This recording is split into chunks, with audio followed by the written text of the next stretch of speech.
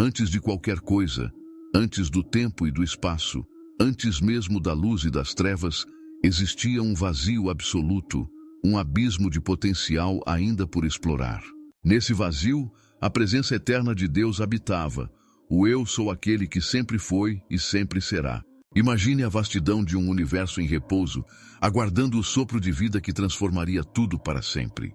Este é o momento que antecede a criação, onde o plano divino começava a se formar na mente infinita do Criador.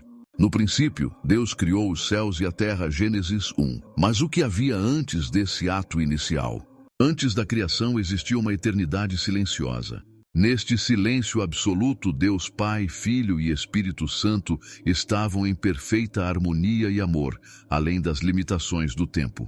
Não havia pressa, apenas uma serenidade imutável e infinita. Jesus, o Verbo, estava com Deus e era Deus, como descrito em João 1:1. Antes da criação, havia um amor inquebrantável entre o Pai e o Filho, um vínculo eterno que transcende a compreensão humana. Em João 17:5, Jesus diz: Agora glorifica-me, ó Pai, junto de ti mesmo, com a glória que eu tinha contigo antes que o mundo existisse. Esta harmonia e comunhão eterna não são apenas conceitos abstratos, mas realidades profundas que moldam nossa compreensão sobre o amor e a existência. A decisão de criar o universo foi um ato de amor puro. Deus, em sua infinita sabedoria e bondade, desejou compartilhar a alegria e a beleza de sua existência com seres criados à sua imagem. Esse desejo é expressado em Efésios 1:4, onde Paulo escreve: Assim como nos escolheu nele, antes da fundação do mundo, para sermos santos e irrepreensíveis perante ele. A criação não foi um capricho, mas sim um plano meticuloso e amoroso, com a intenção divina de compartilhar a comunhão e o amor que existiam dentro da relação entre o Pai, o Filho e o Espírito Santo. A criação do universo foi um ato deliberado e amoroso, com o propósito de refletir a glória e a bondade de Deus. Em um tempo em que o conceito de amor é muitas vezes banalizado, o amor eterno e imutável de Deus nos oferece uma perspectiva única e transformadora. Na eternidade silenciosa que precedeu a criação, Deus Pai, Filho e Espírito Santo existiam em perfeita comunhão. Essa comunhão era caracterizada por um amor profundo e eterno, uma harmonia que vai além da nossa compreensão. Jesus, o Verbo, estava com Deus e era Deus, conforme descrito em João 1:1. O amor e a união entre o Pai e o Filho são também descritos em João 17:5, onde Jesus ora: Agora glorifica-me, ó Pai, junto de ti mesmo, com a glória que eu tinha contigo antes que o mundo existisse. Essa comunhão eterna é a base sobre a qual toda a criação foi edificada. Deus não estava sozinho. Ele estava em perfeita comunhão consigo mesmo. A relação entre o Pai, o Filho e o Espírito Santo não é uma simples doutrina teológica, mas a própria essência de Deus. O amor e a comunhão que existiam entre eles são a base de toda a criação e redenção. Deus não criou o universo porque precisava de companhia ou de algo para fazer. Ele criou porque desejava compartilhar o amor e a comunhão que existiam entre o Pai, o Filho e o Espírito Santo. A decisão de criar o universo foi um ato de amor puro. Em sua infinita sabedoria e bondade, Deus desejou compartilhar a alegria e a beleza de sua existência com seres criados à sua imagem. Este desejo é capturado em Efésios 1:4, onde Paulo escreve que Deus nos escolheu nele antes da fundação do mundo para sermos santos e irrepreensíveis perante ele. A criação não foi um ato impulsivo, mas uma decisão pensada e planejada desde a eternidade. Ela é uma manifestação do caráter de Deus, de seu desejo de se relacionar e compartilhar sua própria essência. A Bíblia nos dá vislumbres dessa intenção divina em várias passagens, mostrando que cada parte do plano divino foi meticulosamente orquestrada. Um exemplo claro desse planejamento está em Gênesis 1:26, onde Deus diz: Façamos o homem à nossa imagem, conforme a nossa semelhança. Esta pluralidade na decisão divina aponta para a relação entre o Pai, o Filho e o Espírito Santo. e para a intenção de criar seres capazes de refletir a glória e a comunhão divina. A humanidade foi criada com esse propósito.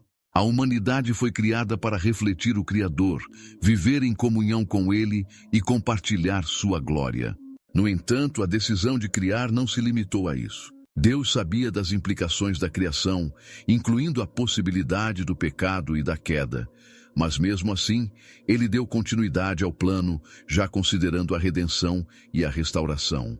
A criação do universo, portanto, foi um ato de amor sacrificial desde o início. Em Apocalipse 13:8, lemos sobre o Cordeiro que foi morto desde a fundação do mundo. Esse versículo revela que a redenção foi planejada antes mesmo da criação, um testemunho do amor e da graça de Deus. Antes de formar o universo, Deus já havia previsto a redenção da humanidade. Esse é um mistério profundo, pois a redenção foi planejada antes mesmo de haver a necessidade dela, um conceito fundamental na teologia cristã. Deus, em sua onisciência, sabia que a humanidade escolheria o pecado e, consequentemente, se separaria de sua presença.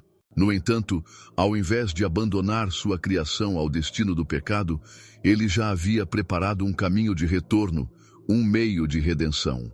Esse plano de redenção é gradualmente revelado ao longo das Escrituras, começando com a promessa feita a Adão e Eva em Gênesis 3:15, onde Deus diz que a semente da mulher esmagaria a cabeça da serpente, uma profecia messiânica sobre a vitória final de Cristo sobre Satanás.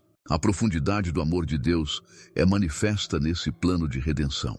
O apóstolo Paulo escreve em Efésios 1:7, "Nele temos a redenção pelo seu sangue, a remissão dos pecados, segundo a riqueza da sua graça, que Deus derramou abundantemente sobre nós." A redenção não é apenas um conceito teológico, mas uma realidade vivida por todos aqueles que colocam sua fé em Jesus Cristo. A encarnação de Jesus, seu ministério na terra, sua morte e ressurreição são o cumprimento desse plano eterno. Cada detalhe foi planejado e orquestrado por Deus, desde o local do nascimento de Jesus, profetizado em Miqueias 5:2, até sua entrada triunfal em Jerusalém, profetizada em Zacarias 9:9. Tudo aponta para um plano divino meticulosamente elaborado. A crucificação de Jesus, embora pareça um trágico acidente do destino, foi, na verdade, o clímax do plano de redenção. Em Atos 2:23, Pedro afirma que Jesus foi entregue pela determinada vontade e presciência de Deus, destacando que a crucificação foi parte do plano eterno de Deus para redimir a humanidade. Com a criação do homem, também surgiu a possibilidade do livre-arbítrio, um presente que poderia levar tanto à glória quanto à queda. Deus, em seu amor, permitiu que Adão e Eva escolhessem, sabendo que a queda era uma possibilidade real. No entanto, Ele já havia preparado um caminho de redenção. Em Romanos 5:8 lemos, "Mas Deus prova o seu próprio amor para conosco, pelo fato de ter Cristo morrido por nós, sendo nós ainda pecadores." Antes de qualquer erro humano, já existia uma esperança inquebrantável. A narrativa da queda em Gênesis 3 revela a complexidade do livre-arbítrio e suas consequências. Adão e Eva, criados à imagem de Deus, receberam a liberdade de escolha. Essa liberdade era essencial para que pudessem amar e obedecer a Deus genuinamente. No entanto, essa mesma liberdade tornou possível a desobediência. A tentação da serpente e a escolha de Adão e Eva de comer do fruto proibido marcaram o início do pecado e da separação entre Deus e a humanidade. A queda trouxe consigo não apenas a morte física, mas uma separação espiritual de Deus. A maldição pronunciada em Gênesis 3:17-19 afetou toda a criação, introduzindo sofrimento, dor e morte no mundo. Contudo, mesmo nesse momento de desespero, Deus ofereceu uma promessa de redenção. Em Gênesis 3:15, Deus declara à serpente que a semente da mulher esmagaria sua cabeça, uma profecia que aponta para Jesus Cristo, o Redentor prometido.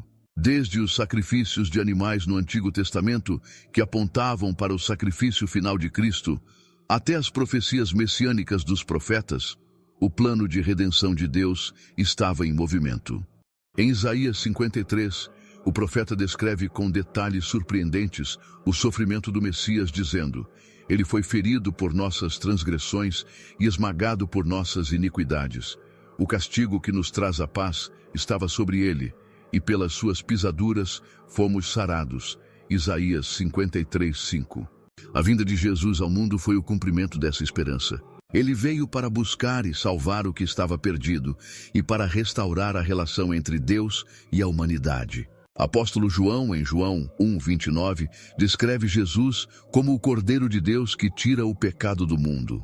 A morte e a ressurreição de Jesus são o centro do plano de redenção, oferecendo a todos os que creem nele a oportunidade de se reconciliarem com Deus. No plano eterno de Deus, o ponto culminante foi a encarnação de Jesus Cristo. João 1:14 declara: "E o Verbo se fez carne e habitou entre nós." Este evento, predestinado antes da fundação do mundo, foi a manifestação plena do amor divino.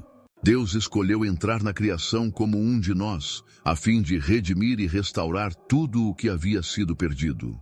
A encarnação é um dos maiores mistérios do cristianismo. O Verbo, que estava com Deus e era Deus, assumiu a natureza humana ao nascer de uma virgem em um humilde estábulo em Belém. Este ato de condescendência divina é descrito em Filipenses 2:6-7, onde Paulo escreve que Cristo, sendo em forma de Deus, não considerou ser igual a Deus algo a que se apegar, mas esvaziou-se a si mesmo, tomando a forma de servo e se tornando semelhante aos homens. Jesus viveu uma vida perfeita e sem pecado, revelando o caráter de Deus por meio de suas ações, ensinamentos e milagres. Ele trouxe cura, libertação e esperança para os oprimidos e marginalizados, cumprindo as profecias messiânicas do Antigo Testamento. Sua compaixão e amor pelos perdidos são evidentes em passagens como Lucas 19:10, onde ele declara: "Porque o Filho do Homem veio buscar e salvar o que se havia perdido." A encarnação de Jesus também foi um ato de identificação. Ele experimentou as fraquezas e tentações humanas, tornando-se um sumo sacerdote misericordioso e fiel, como descrito em Hebreus 4:15, que afirma: "Porque não temos um sumo sacerdote que não possa compadecer-se das nossas fraquezas. Antes foi ele tentado em todas as coisas, à nossa semelhança, mas sem pecado." Essa identificação permite que ele seja nosso mediador perfeito, capaz de interceder por nós diante de Deus. O ponto culminante da encarnação foi a morte de Jesus na cruz, o sacrifício supremo de amor e redenção, cumprindo o plano eterno de Deus. Em 1 Pedro 1:19-20, lemos que fomos redimidos pelo precioso sangue de Cristo, como de um cordeiro sem defeito e sem mácula, que na verdade foi conhecido ainda antes da fundação do mundo, mas manifestado no fim dos tempos por amor de vós. A morte de Jesus não foi um acidente, mas o cumprimento de um plano divino traçado desde a eternidade. A relação de Deus com a humanidade é marcada por alianças, desde a promessa a Abraão até a nova aliança em Cristo, cada uma delas apontando para o plano divino estabelecido antes do tempo. Em Hebreus 13:20, lemos sobre o sangue da eterna aliança, indicando que a redenção e a restauração sempre estiveram no coração de Deus. Essas alianças são evidências do compromisso eterno de Deus com a humanidade. As alianças na Bíblia são pactos sagrados entre Deus e seu povo, revelando aspectos do caráter e dos propósitos divinos. A primeira aliança explícita é a aliança com Noé, em que Deus promete nunca mais destruir toda a vida com um dilúvio, colocando o arco-íris como sinal dessa aliança. Gênesis 9:12-17. Esta aliança estabelece a fidelidade de Deus e sua promessa de preservar a criação. A aliança com Abraão é um ponto crucial na história da redenção. Deus promete a Abraão que por meio de sua descendência todas as nações da terra seriam abençoadas. Gênesis 12:2-3. Essa promessa é um precursor da vinda de Cristo, cuja descendência traria bênção e salvação para todas as nações. A fidelidade de Deus a Abraão é reafirmada em Gênesis 15, onde ele faz um pacto com Abraão, prometendo-lhe uma grande descendência e a terra de Canaã. A aliança mosaica estabelecida no Monte Sinai é outro marco significativo. Esta aliança, marcada pelos 10 mandamentos e pela lei, foi dada para guiar o povo de Israel em sua relação com Deus e uns com os outros. Embora fosse uma aliança baseada na obediência, também apontava para a necessidade de um sacrifício perfeito para lidar com o pecado de forma definitiva. Os sacrifícios e rituais do sistema mosaico eram sombras das realidades que viriam com Cristo, como é explicado em Hebreus 10, 1. A nova aliança, profetizada por Jeremias 31, 31, 34 e inaugurada por Jesus, é o cumprimento de todas as alianças anteriores.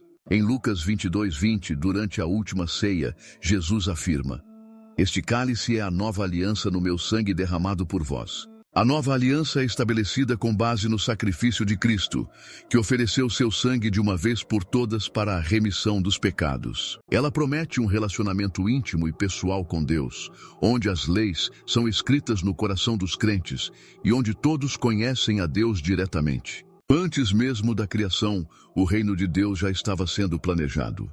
Jesus frequentemente falava sobre esse reino durante seu ministério, e em Mateus 25, 34, ele diz: "Vinde, benditos de meu Pai, possuí por herança o reino que vos está preparado desde a fundação do mundo."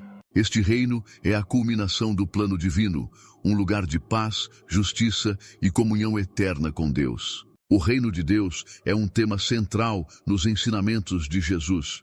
Ele o descreve como um reino de justiça, paz e alegria no Espírito Santo, Romanos 14, 17. Este reino não é apenas uma realidade futura, mas também uma presença ativa no mundo por meio da obra de Cristo e do Espírito Santo. Jesus iniciou seu ministério proclamando: "O tempo está cumprido e o reino de Deus está próximo. Arrependei-vos e crede no Evangelho." Marcos 1,15. As parábolas de Jesus frequentemente ilustram a natureza e o valor do reino de Deus. A parábola do tesouro escondido e a da pérola de grande valor, Mateus 13, 44, 46, mostram que o reino é algo de valor incomparável, que deve ser buscado com todo o nosso ser. A parábola do grão de mostarda, Mateus 13, 31, 32, destaca como o reino começa pequeno, mas cresce de maneira surpreendente. O reino de Deus também é um reino de inversão de valores. Em Mateus 5:7, no Sermão do Monte, Jesus descreve as bem-aventuranças, onde os pobres em espírito, os mansos e os que têm fome e sede de justiça são abençoados. Este é um reino onde os últimos serão os primeiros e os servos serão exaltados. Mateus 20:16. A consumação do reino de Deus é magnificamente descrita em Apocalipse 21:4. Onde João vê um novo céu e uma nova terra, e a nova Jerusalém descendo do céu, da parte de Deus. Este é o destino final da criação, um lugar onde Deus habitará com seu povo e onde não haverá mais morte, pranto, dor ou lágrimas. Esta visão é o cumprimento do plano de Deus desde antes da criação, um reino eterno de paz e comunhão perfeita com Ele. A Igreja, o corpo de Cristo, também faz parte do plano eterno de Deus. Efésios 3, 10, 11 revela que, por meio da Igreja, a multiforme sabedoria de Deus se torna conhecida e que esse era o propósito eterno que Ele realizou em Cristo Jesus, nosso Senhor. A Igreja é a manifestação terrena do propósito celestial, uma comunidade chamada a refletir a glória de Deus e viver conforme seus ensinamentos. A Igreja não é apenas uma instituição humana, mas uma comunidade divina estabelecida por Cristo. Em Mateus 16, 18, Jesus declara: "Eu edificarei a minha Igreja, e as portas do inferno não prevalecerão contra ela." Esta promessa revela a natureza divina e a missão invencível da Igreja, que é construída sobre a confissão de fé em Jesus como o Cristo, o Filho do Deus vivo. A Igreja é descrita em várias metáforas ao longo do Novo Testamento. Ela é o corpo de Cristo, 1 Coríntios 12, 27, onde cada membro tem um papel único e essencial. Ela é a noiva de Cristo, Efésios 5, 25, 27, amada e purificada por Ele. Ela é o templo do Espírito Santo, 1 Coríntios 3, 16, 17, uma habitação sagrada onde Deus reside. O mistério da Igreja é que ela inclui todos os povos, raças e nações. Paulo escreve em Efésios 2, 14 e 16 que Cristo derrubou a parede de separação entre judeus e gentios, criando em si mesmo dos dois um novo homem, fazendo a paz. Esta unidade na diversidade é um testemunho poderoso da sabedoria e do propósito de Deus. A Igreja é um testemunho vivo do plano redentor de Deus, refletindo sua glória por meio da comunhão e do amor mútuo. A missão da Igreja é dupla: adorar a Deus e proclamar o Evangelho ao mundo. Em Mateus 28, 19 e 20, Jesus comissiona: Ide, portanto, fazei discípulos de todas as nações, batizando-os em nome do Pai, do Filho e do Espírito Santo, ensinando-os a guardar todas as coisas que vos tenho ordenado. Esta missão é um reflexo do plano eterno de Deus de trazer todas as nações para sua família, reconciliando-os com Ele, mundo consigo mesmo, através de Cristo. O conceito de plenitude dos tempos, em Gálatas 4:4, indica que a vinda de Cristo foi um evento predestinado, ocorrendo no momento exato determinado por Deus. Esta perfeição no timing divino reflete a precisão e a intencionalidade do plano de Deus desde antes da fundação do mundo até a realização plena em Cristo. A expressão plenitude dos tempos sugere um momento específico e estratégico na história escolhido por Deus para a vinda de Cristo. Este conceito abrange não apenas o nascimento de Jesus, mas também sua vida, morte, ressurreição e a vinda do Espírito Santo. Cada evento foi cuidadosamente planejado e executado para cumprir o propósito divino. Historicamente, o período em que Jesus nasceu era marcado pela Pax Romana, uma era de relativa paz e estabilidade no Império Romano, que facilitou a disseminação do Evangelho. As estradas romanas permitiam viagens rápidas e seguras, enquanto a língua grega comum possibilitava a comunicação entre diferentes povos.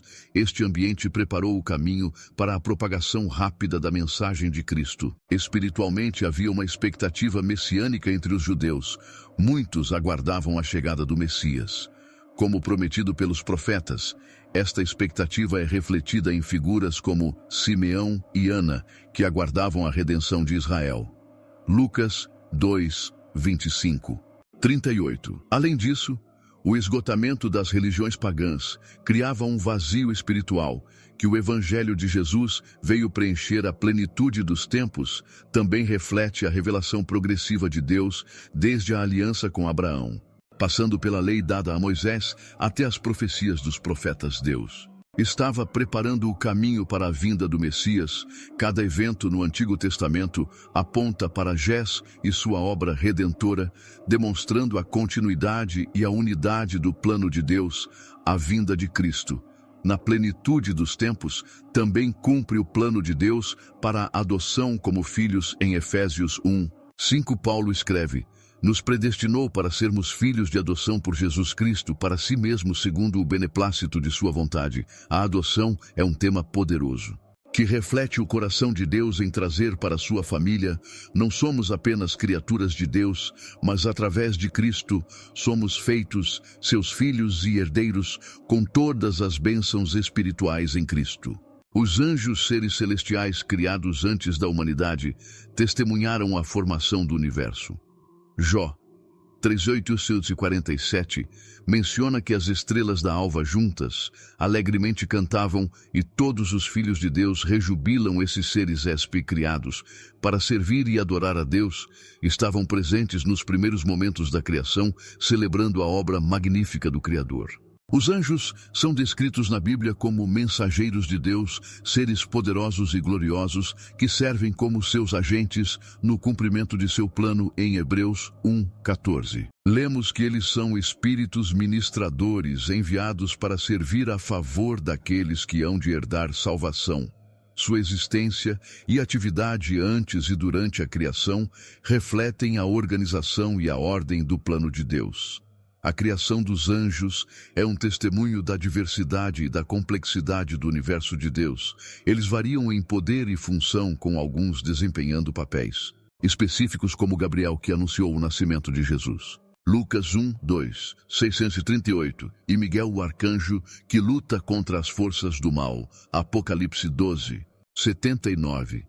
Eles também têm uma hierarquia com serafins e querubins, ocupando posições elevadas, adorando continuamente a Deus na sua presença. Isaías 6, 23. A reação dos anjos à criação do mundo é uma expressão de sua compreensão da glória de Deus. Eles viram o universo surgir do nada, pelo comando da palavra de Deus, e responderam com cânticos de júbilo. Esta cena é capturada poeticamente em Jó 38, onde Deus, ao responder a Jó, pergunta: onde estavas tu, quando eu fundava a terra? Dízimo, se tens entendimento, quando as estrelas da alva juntas alegremente cantavam, e todos os filhos de Deus rejubilava-se. Um querubim exaltado, que devido ao seu orgulho, tentou usurpar a posição de Deus e foi expulso do céu. Isaías 14, 12, 15, Ezequiel 28, 12. 17. Este evento, que ocorreu antes da criação do homem, introduziu o mal e a oposição ao plano de Deus. Lúcifer agora. Satanás e seus seguidores caídos tornaram-se adversários do propósito divino, mas sua rebelião foi prevista. E os anjos fiéis continuam a desempenhar um papel essencial no cumprimento do plano divino, sendo enviados para proteger e guiar os crentes, como demonstrado na história de Daniel, onde o anjo Gabriel lhe trouxe entendimento e ajuda. Daniel 9, 21. Eles também estarão envolvidos nos eventos finais da história, conforme descrito no Apocalipse, onde os anjos servem como instrumentos de julgamento. Apocalipse 8, 6, 12. A criação do universo não tem apenas o propósito de existir, mas de glorificar a Deus. Em Salmo 19, 1, é declarado que os céus proclamam a glória de Deus e o firmamento anuncia as obras de suas mãos. Cada estrela, planeta e galáxia é um testemunho da grandeza e do poder de Deus, refletindo sua glória infinita. O propósito da criação está intimamente ligado ao caráter de Deus como Criador e sustentador de tudo. Desde a vastidão do cosmos até a complexidade da vida na Terra, cada parte da criação serve para refletir a sabedoria, o poder e a beleza de Deus. A Bíblia está repleta de passagens que exaltam a criação como uma manifestação da glória divina. No Salmo 104, 24, o salmista descreve a criação de maneira poética, elogiando a diversidade e a interdependência da vida que Deus sustenta. Quão numerosas são as tuas obras, Senhor! Fizeste todas elas com sabedoria. A terra está cheia das tuas criaturas. Além disso, a criação também tem um propósito redentor. Em Romanos 8, 19 e 21, é dito que a criação aguarda ansiosamente a revelação dos filhos de Deus, pois foi sujeita à inutilidade, não voluntariamente, mas por causa de quem a sujeitou, na esperança de que será libertada da corrupção para a liberdade da glória dos filhos de Deus. Esse trecho sugere que a criação faz parte do plano redentor de Deus, esperando pela restauração final, juntamente com a humanidade redimida. A interconexão entre a criação e a adoração é clara. Muitos salmos e cânticos bíblicos são convites para que toda a criação louve ao Senhor. No Salmo 148, tudo, desde os anjos até os corpos celestes, montanhas, árvores e todas as criaturas vivas, são chamados a louvar ao Senhor.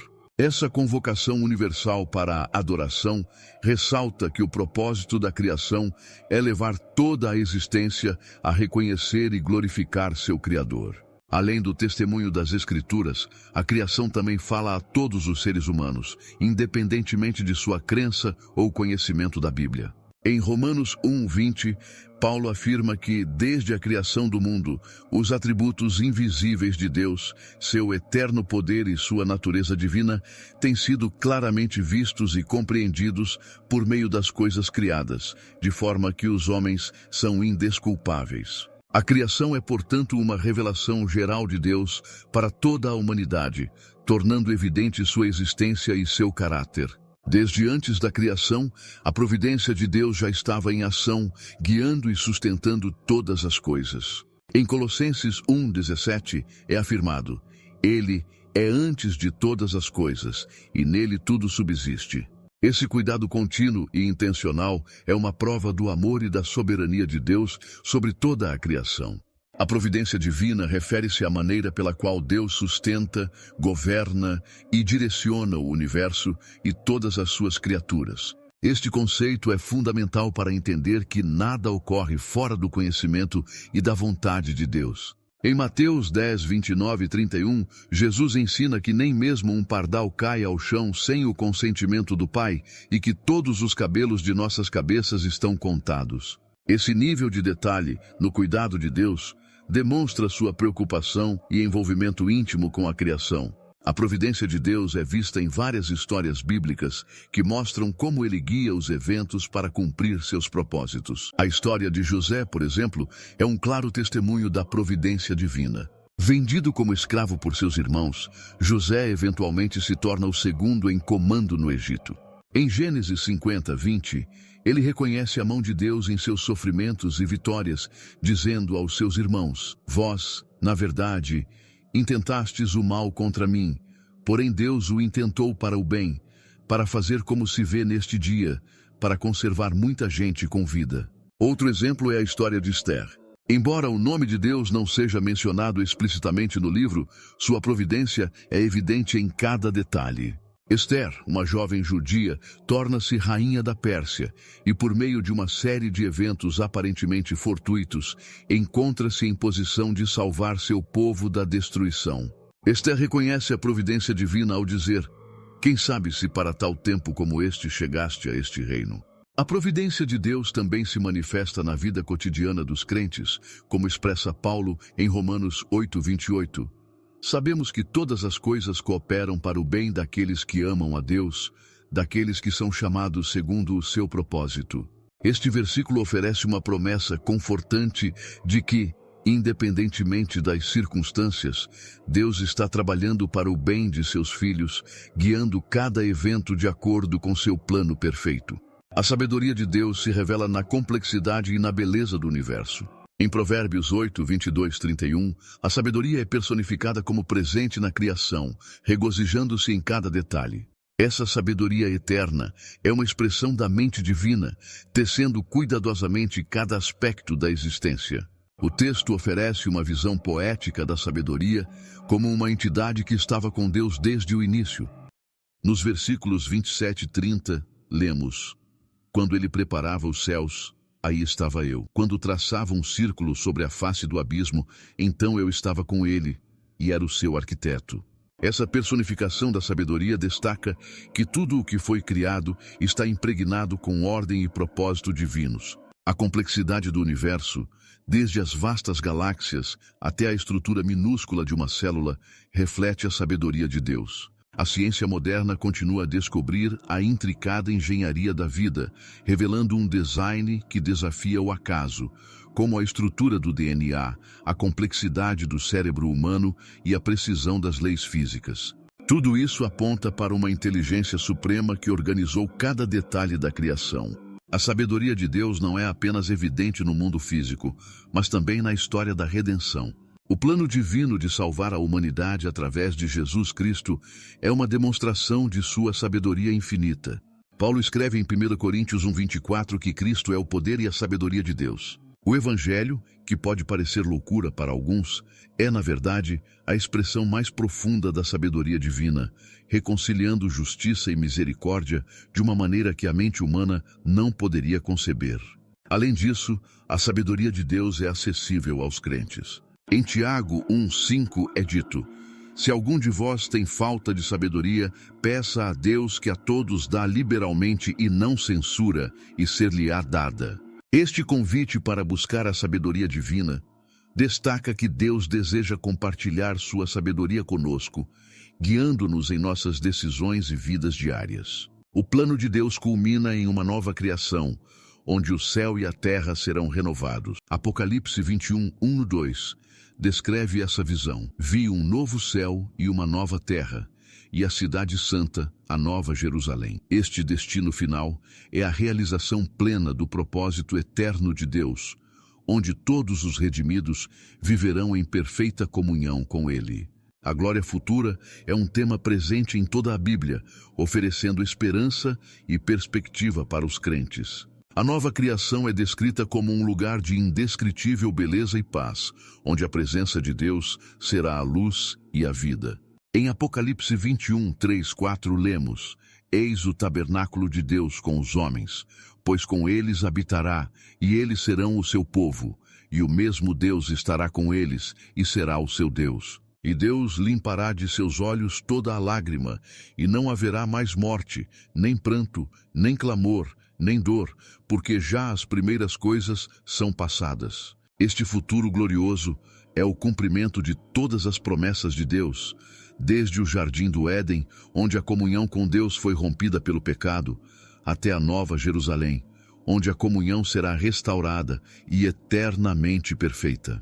Vemos um arco redentor que abrange toda a história. Isaías 65:17 também antecipa esta nova criação.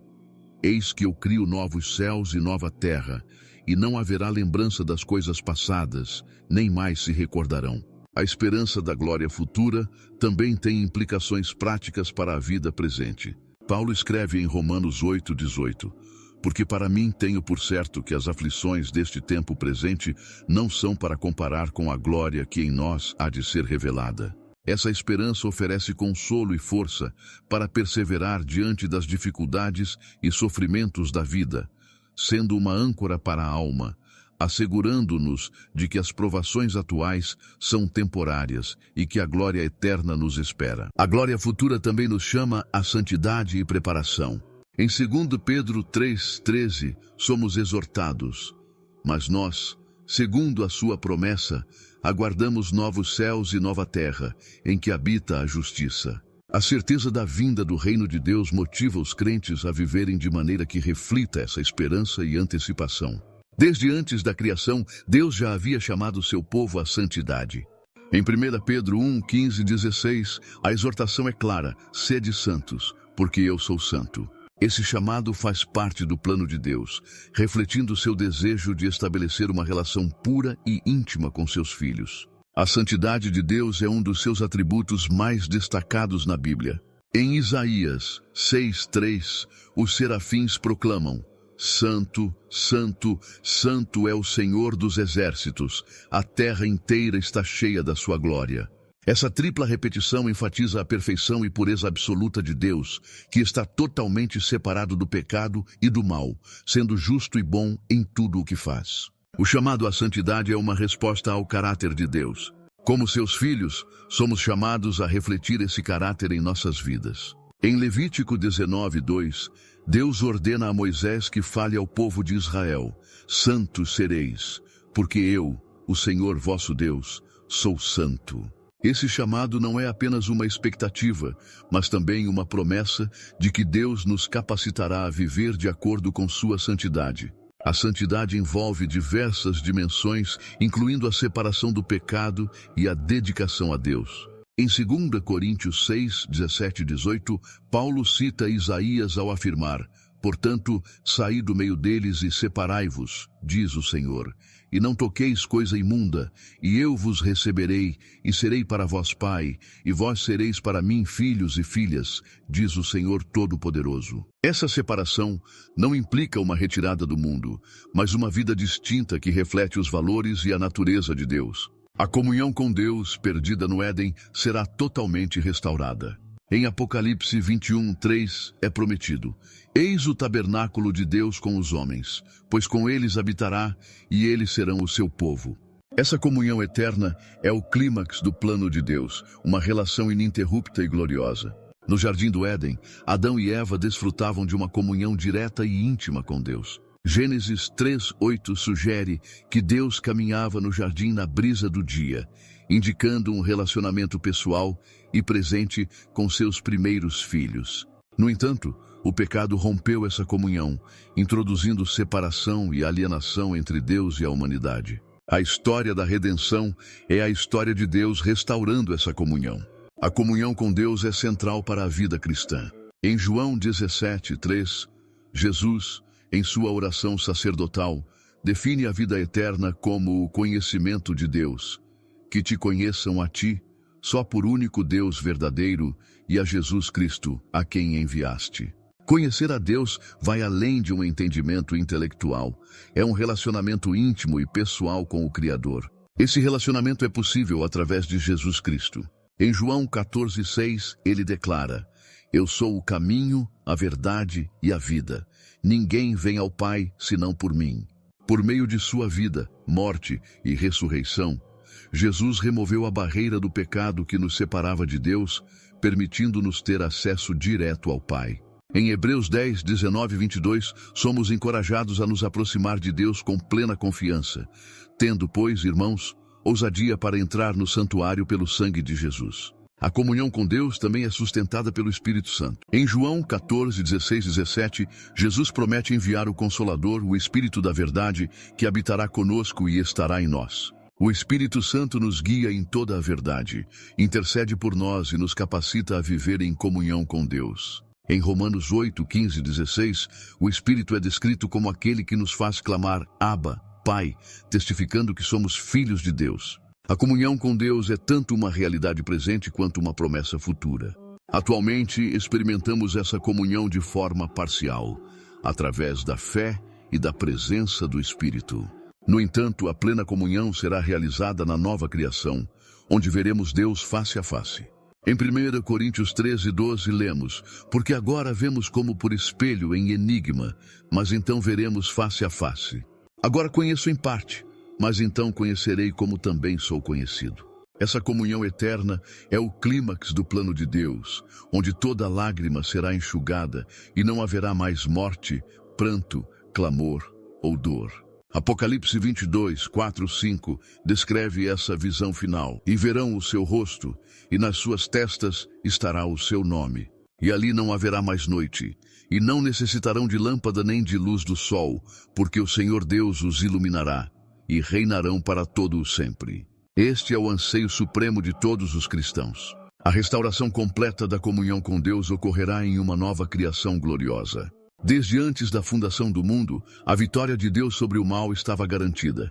Em 1 Coríntios 15, 24 e 25, é afirmado que ele entregará o reino a Deus Pai após destruir todo domínio, autoridade e poder. Essa certeza da vitória final serve como uma âncora para a fé e a esperança dos crentes. Embora a presença do mal no mundo seja uma realidade dolorosa, a Bíblia nos garante que Deus está no controle e que a vitória final já foi conquistada. A história da redenção é, em grande parte, a história de como Deus lidou com o mal e o pecado, desde a queda de Lúcifer até a entrada do pecado no mundo. Desde então, Deus tem trabalhado para derrotar o mal e restaurar a justiça e a paz. A vitória sobre o mal foi garantida pela morte e ressurreição de Jesus Cristo. Em Colossenses 2,15, Paulo escreve que Cristo despojou os principados e potestades, expondo-os publicamente e triunfando sobre eles na cruz. A cruz, que parecia ser uma derrota, foi, na verdade, a maior vitória de Deus sobre o mal. Jesus desarmou as forças do mal ao pagar o preço pelo pecado e romper o poder da morte. A ressurreição de Jesus é a prova definitiva de sua vitória. Em 1 Coríntios 15, 54 e 57, Paulo celebra essa vitória. Quando isto que é corruptível se revestir de incorruptibilidade, e isto que é mortal se revestir de imortalidade, então se cumprirá a palavra que está escrita: tragada foi a morte na vitória. Onde está, ó morte, o teu aguilhão? Onde está, ó sepultura, a tua vitória? Mas graças a Deus que nos dá a vitória por nosso Senhor Jesus Cristo. A ressurreição garante que o poder do mal e da morte foi quebrado e que a vida eterna é oferecida a todos que creem. Além disso, a Bíblia promete uma vitória final e completa sobre o mal no fim dos tempos. Em Apocalipse 20, lemos sobre o julgamento final, onde Satanás e seus seguidores serão lançados no lago de fogo e a morte e o Hades serão destruídos. Este julgamento final consumará a vitória de Deus sobre o mal. Após esse julgamento, será inaugurada a nova criação, onde não haverá mais pecado, dor ou morte. Jesus veio ao mundo com uma missão clara e divina, preparada desde antes da criação. Em Lucas 19:10, ele declara: porque o Filho do Homem veio buscar e salvar o que se havia perdido. Essa missão redentora é o centro do plano de Deus e a culminação de seu amor sacrificial. A missão de Jesus foi revelada desde o início de seu ministério. Em sua primeira visita à sinagoga de Nazaré, Jesus leu de Isaías 61, 1-2, proclamando: o Espírito do Senhor é sobre mim, pois me ungiu para evangelizar os pobres, enviou-me a curar os quebrantados de coração, a pregar liberdade aos cativos e a restaurar a vista aos cegos, a pôr em liberdade os oprimidos, a anunciar o ano aceitável do Senhor. Esse anúncio define a missão de Jesus: trazer boas novas, cura, libertação e restauração. A vida de Jesus foi dedicada ao cumprimento dessa missão. Ele ensinou sobre o reino de Deus, realizou milagres que demonstraram o poder e a compaixão de Deus e ofereceu um novo entendimento da lei e da justiça. Suas ações refletiram o amor e a graça de Deus, alcançando os marginalizados, os pecadores e os excluídos. A parábola da ovelha perdida em Lucas 15:3-7 ilustra sua dedicação em buscar e salvar os perdidos. O ponto culminante da missão de Jesus foi sua morte e ressurreição. Em João 10:11 ele diz: eu sou o bom pastor dá a sua vida pelas ovelhas. Esse sacrifício voluntário foi o ato supremo de amor e redenção, pagando o preço pelo pecado e reconciliando a humanidade com Deus. Em João 19:30, as últimas palavras de Jesus na cruz, está consumado, indicam que ele cumpriu completamente a missão para a qual foi enviado. A ressurreição de Jesus é a confirmação de sua vitória e a garantia de vida eterna para todos os que creem. Em 1 Coríntios 15:3-4, Paulo afirma: Cristo morreu por nossos pecados, segundo as Escrituras, e que foi sepultado, e que ressuscitou ao terceiro dia, segundo as Escrituras. A ressurreição não apenas valida a missão de Jesus, mas também inaugura a nova criação e a nova vida em Cristo. A missão de Jesus continua através da igreja, seu corpo. Em João 20:21, Jesus diz aos seus discípulos: assim como o Pai me enviou, também eu vos envio a vós. Esta comissão é a continuação da missão redentora de Cristo, agora confiada aos seus seguidores. A missão da igreja é uma extensão da missão de Jesus, que ordenou a seus discípulos que fizessem outros discípulos de todas as nações, batizando-os e ensinando-os a obedecer a tudo o que ele havia ordenado. Esse mandato, expresso em Mateus 28:19-20, reafirma o compromisso de espalhar o Evangelho por todo o mundo. O grande objetivo final de todo o plano divino é a glorificação de Deus em todas as coisas, conforme proclamado em 1 Coríntios 15:28, para que Deus seja tudo em todos. Esse é o ponto culminante de toda a criação e redenção, o clímax de toda a história, em que a glória eterna de Deus será manifestada e reconhecida por toda a eternidade. O fim dos tempos é descrito de forma detalhada no livro de Apocalipse, onde é apresentada a vitória final de Deus sobre o mal, o julgamento dos vivos e dos mortos e a inauguração da nova criação. Apocalipse 21:2 fala de um novo céu e uma nova terra, onde a nova Jerusalém desce do céu, preparada como uma noiva adornada para o seu marido. Este será o cenário do cumprimento pleno do plano divino. Nesta nova criação, a presença de Deus estará com seu povo de maneira direta e completa. Apocalipse 21:3-4 descreve: eis o tabernáculo de Deus com os homens, pois com eles habitará, e eles serão o seu povo, e Deus estará com eles, e será o seu Deus. E Deus limpará de seus olhos toda lágrima, e não haverá mais morte, nem pranto, nem clamor, nem dor, porque já as primeiras coisas passaram. Essa comunhão perfeita e eterna será o clímax da redenção, quando todas as coisas serão restauradas e renovadas. A Nova Jerusalém é retratada como uma cidade de beleza e pureza indescritíveis. Em Apocalipse 21:18-21, fala-se de suas muralhas de jaspe, ruas de ouro puro e portas de pérolas, símbolos da glória e santidade da nova criação. Não haverá necessidade de templo nela, pois o Senhor Deus Todo-Poderoso e o Cordeiro serão o seu templo. Apocalipse 21:22. A presença de Deus será tão manifesta que não será preciso sol ou lua, pois a glória de Deus a iluminará, e o Cordeiro será sua lâmpada. Apocalipse 21, 23. A nova criação será um lugar de justiça perfeita e paz eterna. Em Isaías 65, 25, descreve-se um ambiente harmonioso, onde o lobo e o cordeiro pastarão juntos, e o leão comerá palha como o boi, e o pó será a comida da serpente. Não farão mal nem dano algum em todo o meu santo monte, diz o Senhor. Essa visão de paz e justiça é a realização do Shalom de Deus, onde toda a criação viverá em harmonia e plenitude. A glorificação de Deus em todas as coisas é o propósito final do plano divino. Em Romanos 11:36, Paulo exulta, porque dele e por ele e para ele são todas as coisas. Glória, pois, a ele eternamente. Amém.